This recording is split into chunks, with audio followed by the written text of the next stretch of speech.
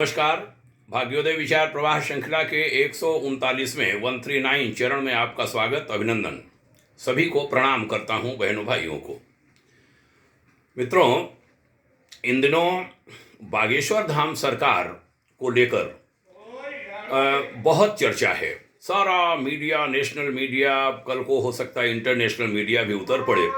26 साल के एक युवक, 27 साल के एक भारतीय युवक, आध्यात्मिक पुरुष को लेकर के बड़ी चर्चाएं गर्म हैं। करते क्या है वह? हनुमान जी से प्रार्थना कर दी, कोई कष्ट लेकर के आया, उसकी प्रार्थना कर दी, लोगों का कष्ट दूर हो जाता होगा, तभी लोग वहां पहुंचते हैं, नहीं तो कौन कहां पहुंचता है। मीडिया के जन बहुत सारी चीजें उखाड़ने की कोशिश कर रहे हैं। कोई मानव, पता नहीं कैसे मानव है वो, वह लेकर के सनातन की बहुत सारी चीज़ों के पीछे पड़ गए हैं। और अच्छी बात यह लगी कि पूरे देश में 10 में से 9 लोग श्री धीरेन्द्र कृष्ण शास्त्री के साथ हैं, जिसको बागेश्वर धाम सरकार कहा जाता है। यहां तक कि झाड़ फूंक, टोना टोटका में विश्वास नहीं करने वाले लोग भी उनके साथ जाकर के खड़े हो रहे हैं। मैंने सोचा ये क्यों हो रहा है, तो जवाब अंतर्मन से यही मिला और लोगों से भी यही पता चला कि सनातन का हर जगह मजाक उड़ाने की जो प्रथा चल पड़ी, प्रचलन चल पड़ा, इसे एक आक्रोश पैदा हुआ है सनातन समाज में, और वह सबको एकजुट कर रहा है। इसे संज्ञान लेना चाहिए कम से कम सनातनी समाज को, और ये देखना चाहिए कोई गलत काम नहीं हो रहा है तब भी उसका विरोध क्यों। बहुत सारे ईसाई संगठन चंगाई और न जाने क्या क्या सब करते हैं, वहां उसको कोई नहीं बोलता, और यहां कोई कुछ भी बोलने चल जाता है। रामचरितमानस पर बड़ी टिप्पणी कर दी गई, गोस्वामी तुलसीदास जी पर, और आज ही हम पढ़ रहे थे कबीरदास जी ने बहुत कुछ कहा है नारियों के बारे में। उसको कहने लगूं बात लंबी हो जाएगी। ऐसी सी बातें कही हैं जिसको तुलसीदास जी महाराज छू भी नहीं पाए, ऐसी कठोर बातें कही गई। वहां कोई नहीं कहता। यहां ये ब्राह्मण तुलसीदास, ब्राह्मण चाणक्य, ब्राह्मण द्रोणाचार्य, पता नहीं क्या ब्राह्मण के पीछे लोग क्यों पड़ गए हैं। इससे बचना चाहिए। ब्राह्मण ने सदैव सबका हित चाहा है। श्रीमान स्वामी राम भद्राचार्य जी ने तो अभी एक वीडियो मैंने कल ही जारी किया, बहुत कुछ कहा है। अतीत से लेकर आज तक ब्राह्मण कैसे संघर्ष करता है समाज के लिए, मरता जीता है वो औरों के लिए। औरों के हित जो जीता है, औरों के हित जो मरता है, उसका हर आंसू रामायण, प्रत्येक कर्म ही गीता है। यह सीखा है ब्राह्मण ने। पंडित धीरेन्द्र शास्त्री बहुत बढ़िया काम कर रहे हैं, ऐसा सबको लगता है। बुंदेलखंड के पन्ना में आदिवासियों के बीच उनकी कथा हुई थी और सैकड़ों लोगों की घर वापसी उन्होंने कराई थी। लोगों का कहना है, देश का मानना है कि उसके बाद ये सब आफत ज्यादा शुरू हुई। लगता है वामपंथी ताकतें, लगता है कुछ विदेशी ताकतें भी ऐसी भी पीछे पड़ी हों, क्योंकि सनातन को फलता फूलता देखना कोई पसंद नहीं करता। हम नहीं भूल पाते तक्षशिला, नालंदा जैसे विश्वविद्यालयों में जहां 50 से 60 हजार विद्यार्थी पढ़ते थे, 2000 शिक्षक थे वहां, एक से एक योग्य शिक्षक। कहते हैं विश्वविद्यालय के द्वार पर खड़ा द्वारपाल भी दुनिया के बड़े बड़े विद्वानों का जवाब दे लेता था। वो लेवल था, वो स्टैंडर्ड था यूनिवर्सिटी का। और 200 लुटेरे आए, न जाने किसने बौद्धिक लोगों को मार काट के रख दिया। और भी ढेरों कहानियां हैं, भारत की भी और बाहर की भी। भारत के लोग ऐसी धारणा बनाने लगे हैं कि ऐसी ताकतें सनातन को दबाने के लिए इन दिनों उद्यत हो रही हैं, कोई मानव के रूप में, कोई किसी रूप में, कोई किसी रूप में। इसलिए सारे लोग पंडित धीरेन्द्र शास्त्री से हो सकता है सहमत भी न हो, तब भी उनके साथ खड़े हो रहे हैं। और ये शायद सनातन का जागरण है, देश का जागरण है। इसका अभिनंदन किया जाना चाहिए। सरकारें, कानून, न्यायपालिका, पुलिस, प्रशासन, वह भी इसको संज्ञान लें कि देश की जनता क्या चाहती है।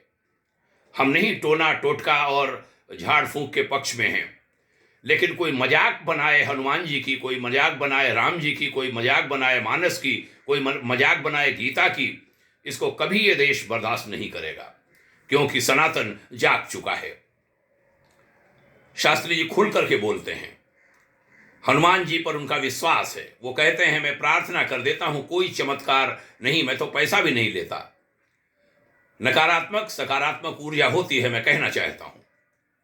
उनका कहना है कि हम इस सेवा का कोई पैसा नहीं लेते, हम अपने इष्ट से प्रार्थना करते हैं और पीड़ित की सहायता हो जाती है। मेरे घर में मेरी स्वयं बड़ी बहन परेशान हुई। मेरा खुद विश्वास नहीं रहा है भी नहीं, लेकिन हाँ, शक्तियां होती हैं। जो अतृप्त आत्माएं होती हैं मृत्यु के बाद, वो भी कई बार लोगों को परेशान करती हैं। अच्छी आत्माएं भी होती हैं, लोगों की हेल्प करती हैं, सहायता करती हैं। हमारी अपनी बड़ी बहन के केस पे देखा, दुबली हो गई, सूख के कांटा हो गई। किसी यही झाड़ने पूछने वाले आचार्य ने उनको देखा और कहा, तुम्हारे घर में फला जगह पर, फला पॉइंट पर, फला कोने में ऐसे ऐसे चीज गड़ी हुई है, खोदो जाके। वहां खोदा, इलायची लौंग पता नहीं क्या मिला, परिवार के ही कोई लोग थे। उन्होंने उसमें जैसे जैसे वो इलायची लौंग सूख रही थी, वैसे इनका शरीर सूख रहा था। हमने खुद उनको देखा और वो हुआ, उसका आध्यात्मिक उपचार हुआ। एक आध्यात्मिक उपचार भी होता, ऐसी बात नहीं है, तो इसको बिल्कुल नकारना भी ठीक बात नहीं है। और बहन हमारी स्वस्थ हो गई, अभी भी वो जीवित है। ये पुरानी घटना है, 20 साल पुरानी इतिहास घटना है कि मुगल बादशाह के सैनिकों ने बाबा तुलसीदास को गिरफ्तार कर लिया था। सैकड़ों बंदरों ने राजमहल को घेर लिया था और तुलसीदास को छोड़ना पड़ा था। इस तरह से पीछे पड़ना किसी के ठीक नहीं। बात कानून की बहुत की जा रही है, तो दिल्ली के बड़े साहब के हमें लगता है 75 आदेश हो चुके हैं। हाई कोर्ट, सुप्रीम कोर्ट, माननीय न्यायालयों के अरेस्ट करने को कहा कोर्ट ने, कोई अरेस्ट नहीं कर पाया। पुलिस फेल, समाज फेल, न्यायालय फेल, सरकार फेल, ये सरकार फेल, वो सरकार फेल, सब फेल दिखते हैं। सनातन समाज एकजुट नहीं है, इस कारण उसका मजाक बनाया जाता है। बंद होना चाहिए यह। वह एकजुट हो रहा है, वो जाग रहा है। अब उसे धर्मनिरपेक्षता रूपी अफीम की गोली खिलाना संभव नहीं है, ऐसा देश के विभिन्न अंचलों के युवाओं ने हमसे स्वयं कहा है। बाल सुलभ सहजता से टीवी चैनलों के उत्तर देते ब्रह्मचारी धीरेन्द्र कृष्ण को देखकर बड़ी खुशी हुई, मुझे स्वयं खुशी हुई। देश हर्षित है और हजारों ही नहीं लाखों जन सोशल मीडिया पर पोस्ट लिखकर उनका पक्ष ले रहे हैं। हर 2 पोस्ट में एक पोस्ट इस समय उन पर लोग लिख रहे हैं, समाज के सभी वर्गों के लोग लिख रहे हैं। उनके इस कथन से भारतवासी सहमत हैं कि चादर चढ़ाना श्रद्धा है और हनुमान भक्ति अंधविश्वास। कैंडल जलाने से मुक्ति मिलती है, लेकिन ईश्वर विश्वास और गुरु विश्वास अंधश्रद्धा, ये बंद हो, ये कहना बंद करें लोग। अब बहुत हो गया। हिंदुस्तान ये सब बकवास बिल्कुल बर्दाश्त नहीं करेगा। ये देश ऋषियों का है, सनातनियों का है। यहाँ सनातनी समाज का धर्मांतरण करना, नियम विरुद्ध बनाया जाए, कानून विरुद्ध माना जाए और देश विरुद्ध माना और जाना जाए, ऐसा प्रावधान यह देश जल्द से जल्द करे। वर्तमान की भारत सरकार से विशेष प्रार्थना है कि ऐसी व्यवस्था कराए।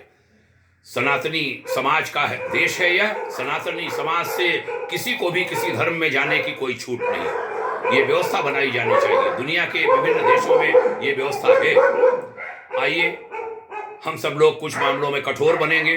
कठोर बनना पड़ता है, क्योंकि बने नहीं तो बात बनेगी नहीं। हम सब प्रगति के पथ पर चलें, सभी लोग मिलजुल कर एक होकर के चलें, सारे लोग एक हो जाएं इस मामले को लेकर के। पीछे की बर्बादियां देश ने बहुत देखी हैं। आइए अब हम वैसे दिन नहीं देखेंगे। ऐसे संकल्प के साथ चर्चा का समापन करते हैं। आपने सुना, इसके लिए हार्दिक प्रणाम करता हूं। बहुत बहुत शुभकामनाएं। यह विचार अन्य लोगों में भी फैलाते रहिए। दैनिक श्रृंखला भी चल रही है, युग ऋषि विचार श्रृंखला की। आज इसका 753वां दिन है और उधर 1 जनवरी से एक छोटी सी चर्चा भी आरंभ हो गई है। तात्कालिक विचार जो मेरे मस्तिष्क में आते हैं वो भाग्योदय परिवार के माध्यम से पहुंच रहे हैं। आप सब साथ देते हैं, धन्यवाद, बहुत बहुत प्रणाम। जय हिंद, शुभकामना, ओम शांति।